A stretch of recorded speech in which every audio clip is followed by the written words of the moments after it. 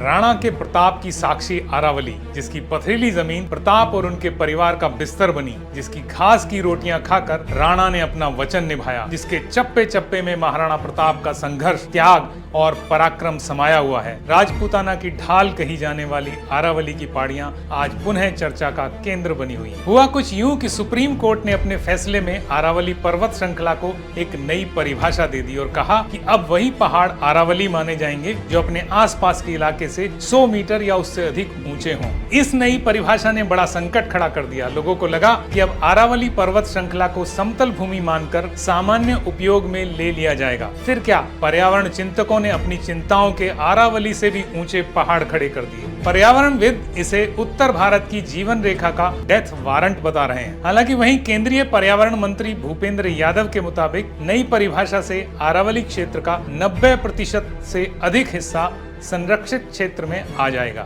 उन्होंने कहा कि अरावली के 1.44 लाख वर्ग किलोमीटर के कुल क्षेत्र में से केवल 0.19% क्षेत्र में ही माइनिंग यानी खनन की इजाजत है। बाकी पूरी अरावली को संरक्षित और सुरक्षित रखा गया है। यहाँ सरकार का तर्क यह भी है कि सुप्रीम कोर्ट के इस निर्णय से अस्पष्टता खत्म होगी, राज्यों के नियम एक जैसे हो जाएंगे और अवैध खनन पर सख्त लगाम लगेगी। वास्तव में अरावली पृथ्वी की सबसे पुरानी फोल्डेड माउंटेन रेंज में से एक है, जिसका निर्माण लगभग 3.2 अरब साल पहले हुआ था। वैज्ञानिकों की माने तो यह हिमालय से भी प्राचीन है। वास्तव में अरावली एक पर्वत तंत्र है जिसका विस्तार गुजरात के पालनपुर से शुरू होकर राजस्थान और हरियाणा से होते हुए दिल्ली के रायसीना हिल्स तक लगभग 800 किलोमीटर फैला है। 10 से 100 किलोमीटर तक की चौड़ाई वाली इस प्राचीन पर्वत श्रृंखला की औसत ऊंचाई 600 से 900 मीटर है। राजस्थान के माउंट आबू में स्थित गुरु शिखर 1722 मीटर इसकी अधिकतम ऊंचाई है। इसका 80% हिस्सा राजस्थान में है। यह गंगा और सिंधु घाटियों को विभाजित करती है। कालीबंगन जैसी प्राचीन सभ्यताओं को यहीं से तांबा मिलता था, यानी